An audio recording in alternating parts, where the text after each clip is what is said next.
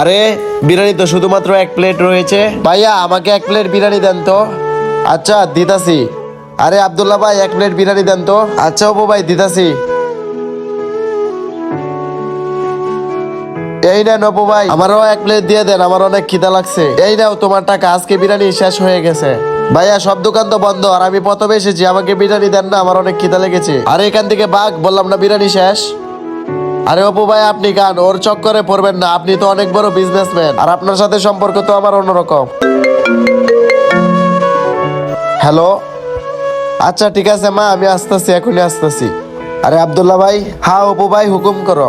আপনি এক কাজ করেন, এই বিরিয়ানিটা এই বাচ্চাকে দিয়ে দেন, আর আমার বাড়িতে যেতে হবে। আর আমার মা যদি জানে আমি বাইরের খাবার খেয়েছি, তাহলে আমাকে অনেক বকা দিবে। এই নেও বাবু, তুমি এই বিরিয়ানিটা খেয়ে ফেলো। এই বাচ্চা এখানে বসেই খা। আর বন্ধুরা, অসহায় বাচ্চাদেরকে অপমান না করে তাদেরকে দুমুঠো খাওয়ার সুযোগ দেন।